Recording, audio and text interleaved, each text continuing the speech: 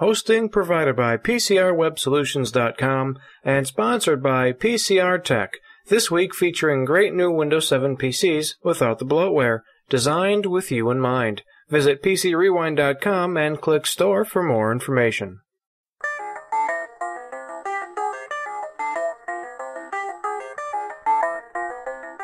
Hello and happy Thanksgiving to all, and welcome to the PCR Tech News Podcast, your latest tech news with no apologies.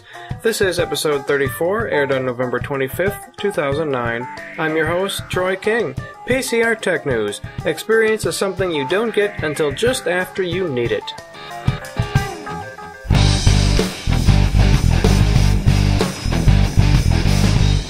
In light of the holiday Thanksgiving week, we are going to make this episode a little bit shorter so you can go and enjoy your turkey and your family, so let's get on with it. Believe it or not, there's actually a group of people that try to manage the internet, and the group is called ICANN, which stands for Internet Corporation for Assigned Names and Numbers, and they're saying that DNS redirects can harm the internet. And to break it down, what they're talking about is that when you mistype a web address in your internet browser, you may notice that you get redirected to some other site that oftentimes provides more search functions or provides options for what you were searching for. And these types of redirects, because they're redirecting you elsewhere, instead of just telling you, sorry, the web address is wrong, they can lead you to hijacked websites that are loaded up with spyware and viruses and other evil things that can try to steal your identity. It's a danger. Also, if you accidentally send out an email to the wrong domain name, instead of minutes for the failure notification to get back to you saying, hey, sorry, this was wrong, it can take days because these redirects are redirecting your email on a whirlwind tour around the globe. So ICANN wants to put a stop to that, and when you type in your web address and you mistype it, they prefer it just say, sorry, it's wrong, try again, instead of sending you around to all these weird places that could potentially be dangerous for you. So I certainly support that movement, and I hope they can do something about that. The IKEA store in Malmö, Sweden created a brilliant advertising campaign on Facebook.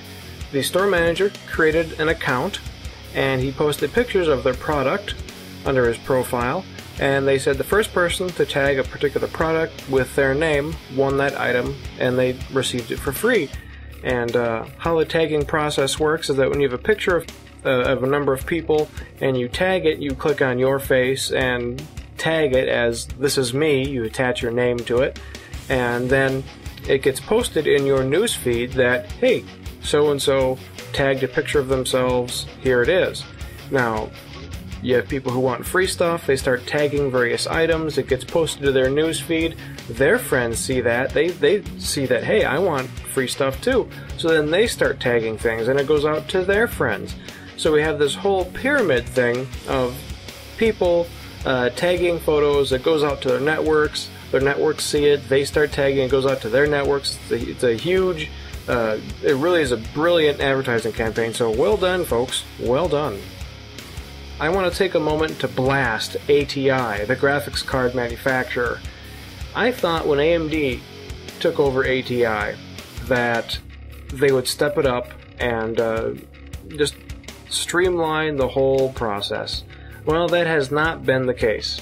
In the last several days, I've tried to download older drivers for some older graphics cards, and ATI is giving me the wrong driver, and I don't get it.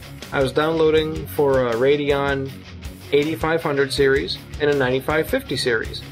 I go to the website, choose the graphics cards, they say, okay, here's the drivers for them, I download them, and it says, there's no hardware on your computer that will work with these drivers. I just thought, what? So I looked through the release notes, and sure enough, those graphics cards are not supported with the drivers that I downloaded from ATI.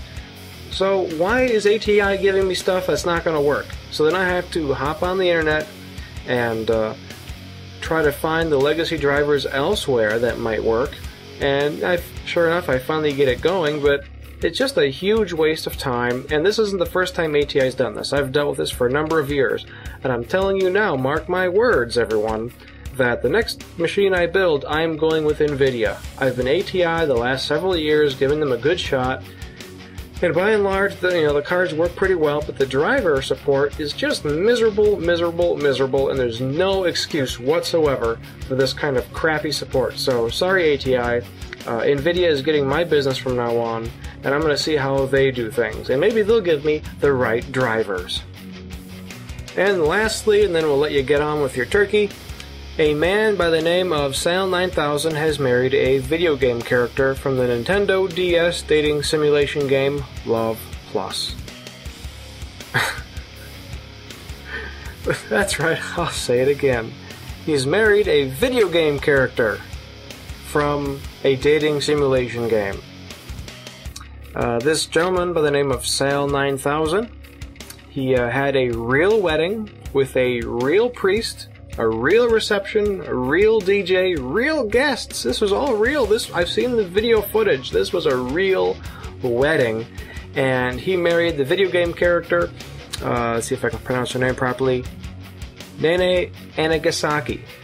And apparently that's his girlfriend in this game, Love Plus. And he decided to step it up a notch and just give his whole heart to Nene, which is great. And this is not a multiplayer game. Okay, Nene is not a real person somewhere. It wasn't some internet chat room, fall in love kind of thing. No. Nene does not exist in the real world as you and I do. She's a video game character, and this fellow married that video game character. I thought I'd heard it all.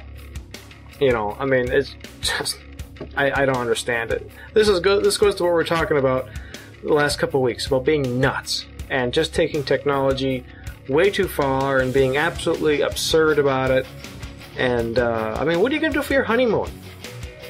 Or what if you meet a girl that you actually like? Are you going to break up with your digital companion? What are you going to do?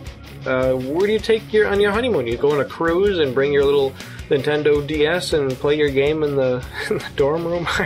And I don't want to knock the guy too much. I mean, he's obviously he's got some things to work through, and he's made some choices in life that he may or may not regret later on.